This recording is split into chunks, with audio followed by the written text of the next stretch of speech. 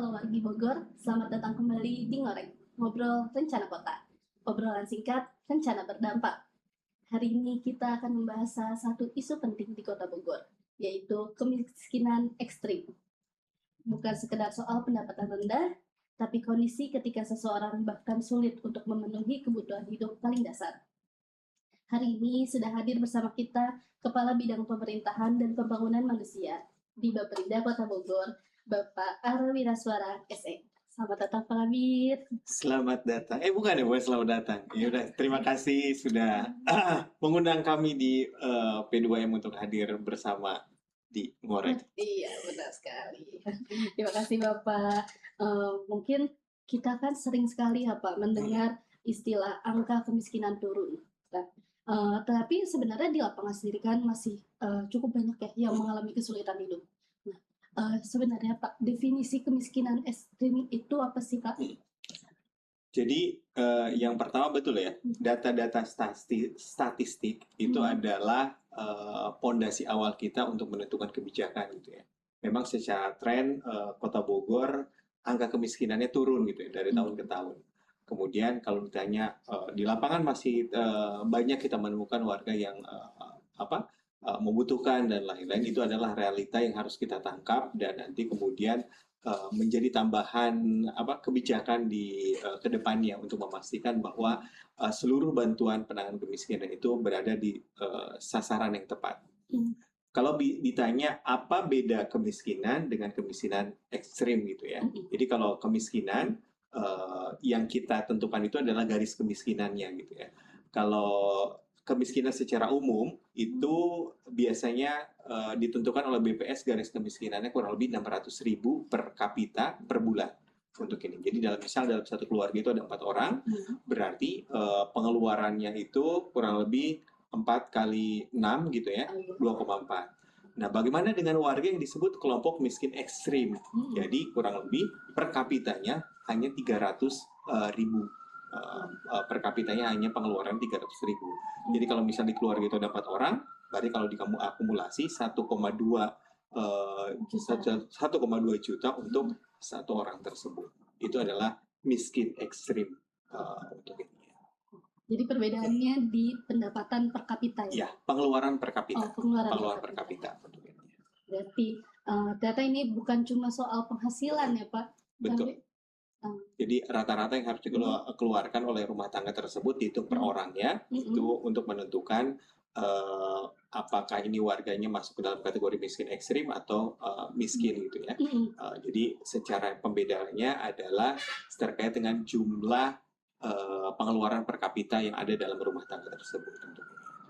Nah, kalau ditanya berapa sih warga Kota Bogor yang masuk kategori miskin ekstrim gitu ya, perhitungan BPS gitu ya per 2024 itu ada kurang lebih 0,71% dari seluruh warga Kota Bogor masuk kategori miskin ekstrim gitu ya.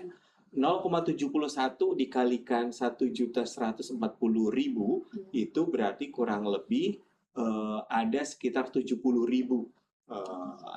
bukan 70.000 maaf, 7.000-an gitu ya, 7.000-an warga masuk dalam kategori miskin ekstrim yang ada di Kota Bogor. Berarti lebih kecil ya Pak untuk kemiskinan ekstrim itu dibanding kemiskinan biasa. Betul.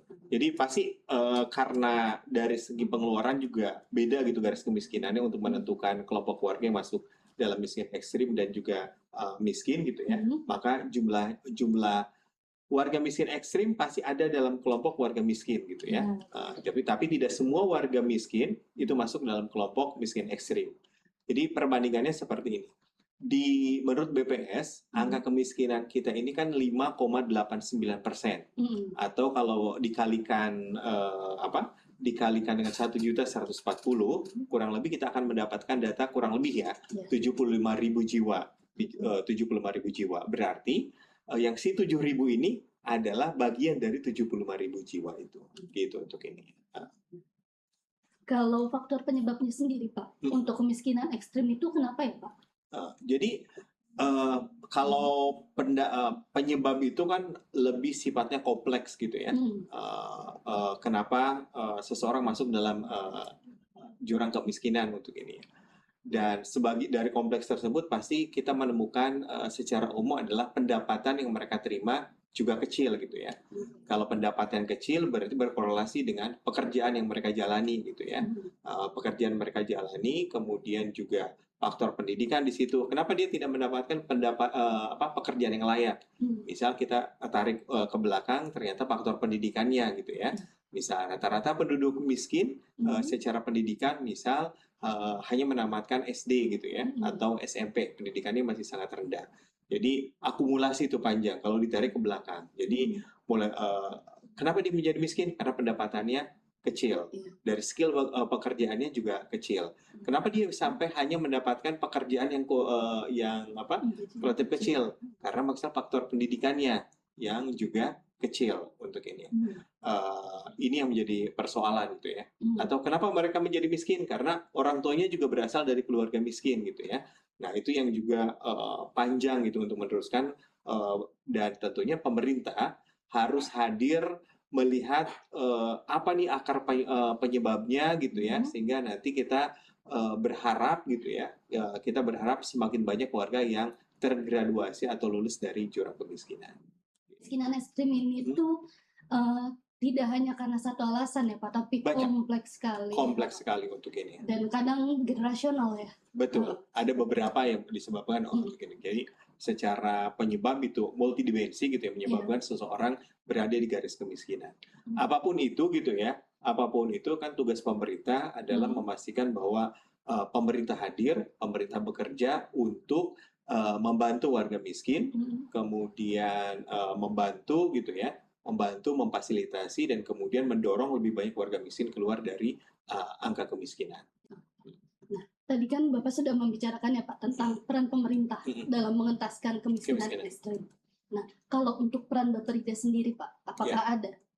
Jadi kalau Bapperida itu secara umum berdasarkan SK Wali Kota ini masuk dalam tim penanggulangan kemiskinan tingkat kota gitu ya, yang diketuai oleh Pak Wakil Wali Kota. Kita berada di kesekretariatan tim penanggulangan kemiskinan.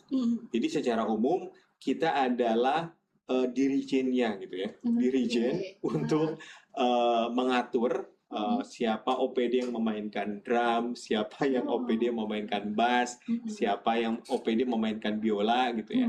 Tujuannya menghasilkan harmonisasi yang indah untuk warga miskin gitu ya. Nah, maksud saya seperti ini. Jadi Bapeda ini berada di center untuk mematangkan strategi, OPD ini diarahkan seperti apa, OPD ini diarahkan seperti apa, sehingga nanti semuanya terpadu, penanggulangan kemiskinan terpadu gitu untuk ini. Nah, apa yang kita lakukan secara umum kan penanggulangan kemiskinan itu pasti bersoalannya ada 3 strategi utama gitu ya. Satu, meringankan beban pengeluaran warga miskin gitu untuk ini. Ini yang kemudian contoh kebijakan apa yang masuk dalam mengurangi beban pengeluaran warga miskin. Misal kita punya namanya kebijakan alokasi anggaran PBI APBD. Apa yang dimaksud dengan PBI APBD? Kita mendaftarkan warga miskin, BPJS-nya dibayarkan oleh pemerintah gitu ya. APBD keluar tuh. Tahun lalu ada kurang lebih alokasi anggaran 85 miliar untuk membiayai kurang lebih 186.000 warga Kota Bogor untuk BPJS-nya dibayarkan oleh pemerintah. Kenapa ini penting? Supaya nanti misal ada warga miskin sakit, dirawat di rumah sakit gitu ya. Mereka tidak perlu lagi mikir soal biaya rumah sakit karena biaya rumah sakitnya ditanggung oleh pemerintah. Bayangkan kalau misal ternyata warga miskin sakit, kemudian dia harus menanggung biaya sendiri rumah sakitnya, pasti itu berat kan? Benar. Itu yang dilakukan. Kemudian itu satu case, strategi mengurangi beban pengeluaran warga miskin. Jadi warga tidak perlu lagi memikirkan soal kesehatannya sudah ditanggung oleh pemerintah. Walaupun itu bukan berarti kita juga mendorong mereka untuk sakit gitu ya. Mereka harus tetap sehat untuk ini. Yang kedua, kebijakan soal anggaran pendidikan. Kota Bogor adalah satu dari sedikit kota yang mengalokasikan anggaran bos kota gitu ya. Bos APBN ada, kemudian ada bos kota juga. Ini untuk seluruh sekolah dari tingkat SD, SMP, karena kewenangan kita kan di tingkat SD sampai SMP gitu ya. Ada bos APBN ke seluruh sekolah di Kota Bogor, bos kota juga seperti itu. Tujuannya apa? Tujuannya supaya nanti warga miskin juga tidak pusing untuk memikirkan biaya pendidikan anak-anaknya. Anak-anaknya bisa berkeluar ke SD, SMP gitu, karena semuanya terutama di negeri ya, terutama di negeri itu mereka tidak pusing lagi untuk memikirkan biaya sekolahnya di SD negeri maupun SMP negeri. Kemudian insya Allah di tahun ini juga kita akan mengeluarkan salah satu kebijakan beasiswa peserta didik SMP swasta gitu. Jadi jumlahnya kurang lebih 3 juta dan ini akan berlaku untuk 2000 kuotanya 2000 untuk ini. Kenapa ini juga menjadi bagian penting? Karena kita tahu bahwa kuota lulusan SD itu kurang lebih 19.000. Kuota SMP negeri adalah 6.000. Jadi ada 12.000 tersisa gitu ya, yang harus ke sekolah swasta gitu ya. Nanti tentu saja dari 12.000 itu yang tidak masuk ke sekolah negeri, ini ada kuota 2.000 bagi mereka yang nanti masuk dalam sistem penerimaan sistem murid baru yang di teman-teman dinas pendidikan yang tidak terima di negeri bisa mengakses beasiswa ini. Tujuannya sama dalam rangka mengurangi beban pengeluaran warga miskin. Kemudian juga kaitan dengan inflasi. Pemerintah daerah di seluruh Indonesia juga memiliki concern yang sama untuk menjaga inflasi setiap daerahnya itu berada di tingkat yang moderat gitu ya, barang-barang terkendali. Kenapa ini juga bagian penting? Agar warga yang tadi pengeluarannya tadi bayangin hanya misal 600.000 atau 300.000, kan berarti luar biasa. Artinya ketika barang-barang kebutuhan pokok terkendali, artinya mereka juga memiliki kemampuan spending yang lebih baik gitu ya. Kemudian ada bantuan pangan, ada program PKH itu yang dari Kementerian Sosial gitu ya. Itu juga untuk penerima PKH adalah biasa warga miskin dan sekarang kan sudah ada DTSN, Data Tunggal Sosial Ekonomi Nasional, bahwa semua penerima PKH itu berada dalam desil 1 sampai desil 5 gitu ya untuk ini. Jadi ya itu bagian strategi pertama. Pemerintah, baik pemerintah pusat maupun pemerintah daerah, mendorong sama-sama agar beban pengeluaran warga miskin ini terkendali gitu ya, beban pengeluaran dikurangi. Strategi yang kedua adalah meningkatkan pendapatan warga miskin. Satu-satunya cara yang paling efektif untuk mengajak atau menggraduasi warga miskin keluar dari jurang kemiskinan adalah meningkatkan pendapatan mereka. Bagaimana caranya? Makanya kemudian di teman-teman dinas DP3A itu ada contoh program pelatihan untuk perempuan kepala keluarga. Artinya perempuan-perempuan yang jadi tulang punggung keluarga yang berasal dari warga miskin gitu ya. Ini dilatih gitu ya di berbagai pelatihan ekonomi segala macam sehingga harapannya mereka nanti bisa berdaya dan kemudian keluar dari jurang kemiskinan. Ada di dinas sosial ada pelatihan untuk perempuan rawan sosial gitu ya. Itu sama juga bagian dari itu. KUKM juga sama, ada pelatihan bagi teman-teman UMKM yang baru merintis usahanya. Kemudian di Disnaker ada program padat karya.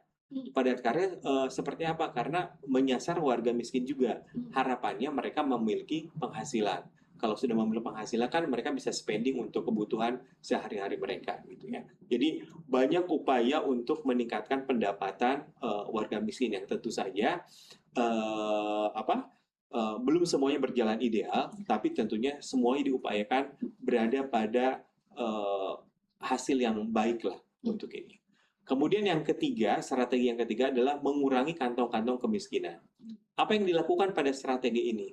Contohnya, dalam strategi ini adalah contohnya RTLH gitu ya, bantuan rumah tidak layak huni untuk ini. Jadi kantong-kantong kemiskinan segala macam bisa berkurang karena warga miskin kalau warga yang tidak mampu maksud saya tentunya memiliki keterbatasan ketika harus melakukan renovasi rumah mereka gitu ya.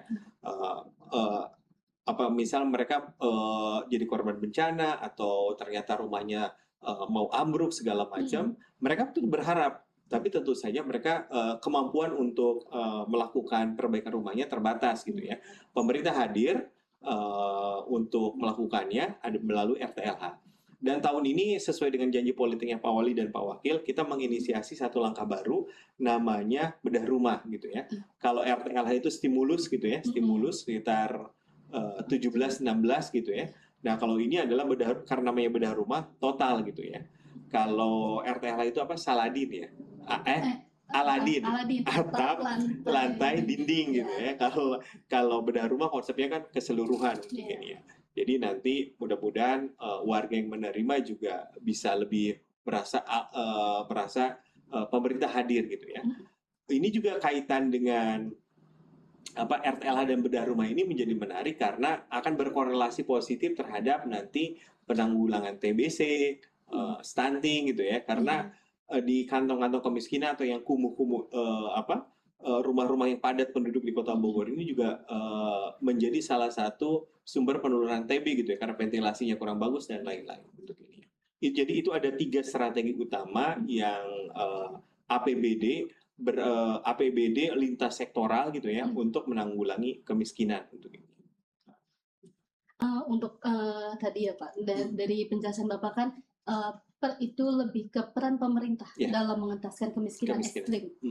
Nah, apakah pengentasan kemiskinan ekstrim ini hanyalah peran pemerintah saja, membutuhkan peran pemerintah saja, ataukah adakah peran swasta atau dari masyarakat sendiri yang bisa dilakukan untuk membantu mengentaskan kemiskinan ekstrim ini? Betul, setuju pernyataannya Meza, bahwa ini kan menanggulangi kemiskinan itu perlu kerja sama, perlu kolaborasi bareng, karena itu tadi penyebab kemiskinan kan multidimensi gitu ya. Ini pun kita juga artinya pekerjaan, betul ini ada tanggung jawab terbesarnya ada di pemerintah, tapi tentu saja pemerintah tidak bisa berjalan sendiri untuk menanganinya. Kita perlu diskusi bersama, kerja-kerja bareng dengan teman-teman lembaga-lembaga yang lain gitu yang memiliki concern yang sama.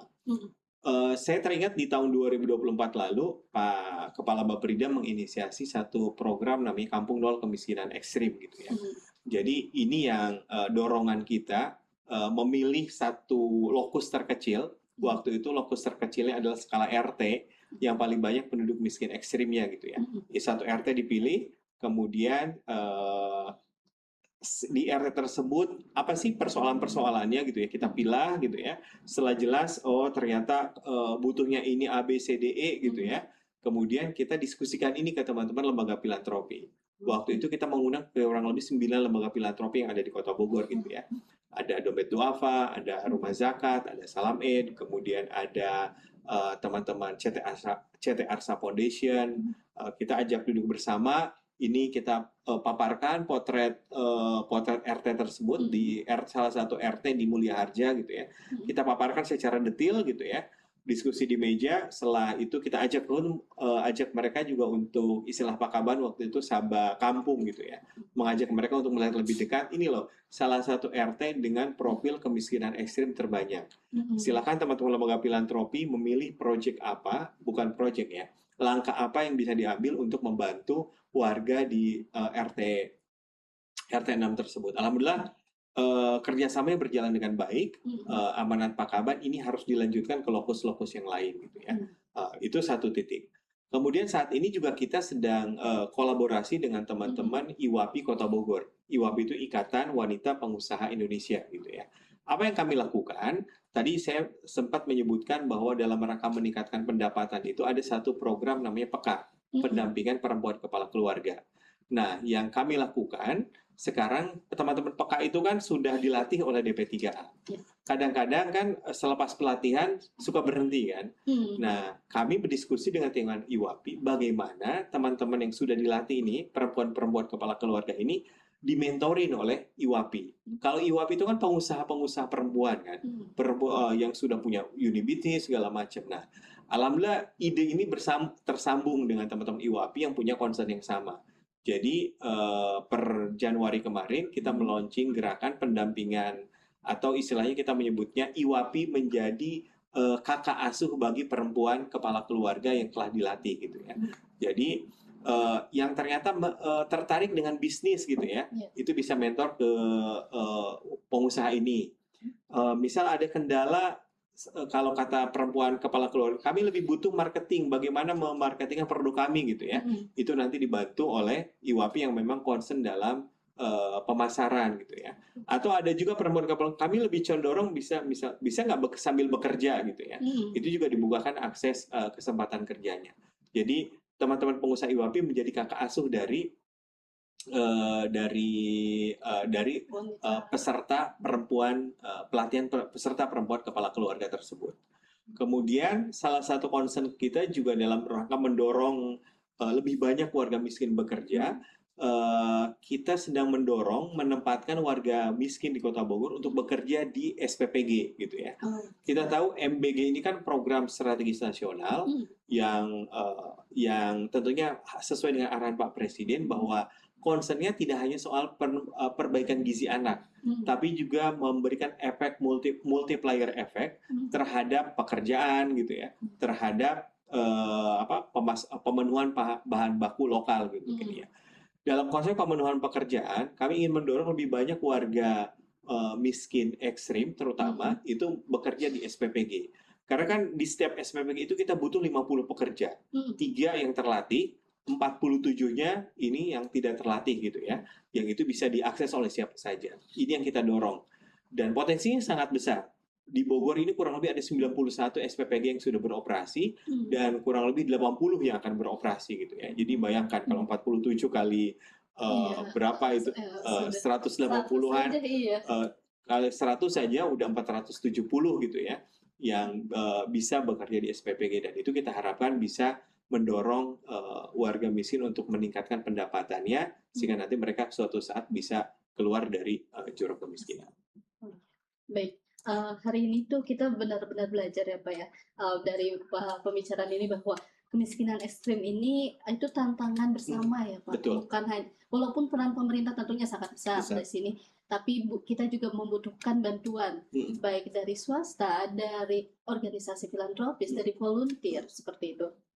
Dan solusinya bukan hanya sekedar bantuan ya Pak, bukan hanya memberi, tapi kita juga harus membantu mereka untuk berkembang secara kapasitas agar mereka bisa terlepas dari jurang kemiskinan tersebut. Nah, mungkin ada closing statement Pak dari Pak Ara mengenai topik ini. Yeah. Jadi strategi umum kan sudah ada gitu ya. Strategi umum itu ada soal strategi mengurangi beban pengeluaran warga miskin. Ini yang kita concern tadi soal pemberian bantuan segala macam ada di ranah sini. Kemudian strategi yang kedua adalah soal meningkatkan pendapatan. Ini yang memang sebenarnya satu strategi yang paling efektif untuk meningkatkan pendapatan warga miskin dan kemudian mengangkat mereka dari jurang kemiskinan gitu ya. Dan dalam melaksanakan 3 strategi ini tentu saja sekali lagi pemerintah tidak bisa bekerja sendiri. Kalau ibarat kemiskinan itu adalah musuh bersama gitu ya. Kalau senjatanya lebih banyak untuk dari pemerintah, senjata itu dalam tanda kutip bukan senjata beneran teman-teman gitu ya. Senjatanya adalah amunisi atau kerja keras pemerintah itu dipadu dengan kerja keras dunia usaha, filantropi dan lain-lain, sehingga insya Allah kalau mungkin sangat akan mungkin terjadi akselerasi sehingga nanti jumlah penduduk miskin semakin lama semakin berkurang, dan tentu yang jauh lebih penting lagi nanti kita akan lebih banyak melihat senyum dari warga yang alhamdulillah akhirnya mereka terlepas dari jurang kemiskinan. Dan sekali lagi perannya ini perlu kolaborasi dan sinergi antara pemerintah dengan seluruh mitra di Kota Bogor untuk ini. Ya, terima kasih Pak Ara. Closing statement-nya itu sangat dapat diterima ya Pak, bahwa kemiskinan ekstrim ini adalah tantangan bersama yang memerlukan kolaborasi seperti itu. Ya, baik, terima kasih Pak Ara atas kedatangannya. Ya, saya Rahma Miza Hernanda selaku host, pamit undur diri. Sampai jumpa di episode berikutnya di Ngorek, Ngobrol Rencana Ngorek. Kota. Oh ya. Ngorek ada tanda ininya? Enggak. Belum ada Pak. Tapi bisa. Ngorek, Ya. Siap. Obrolan singkat rencana berdampak. Kami pamit undur diri. Terima kasih Pak Ara. Assalamualaikum warahmatullahi wabarakatuh. Waalaikumsalam warahmatullahi wabarakatuh.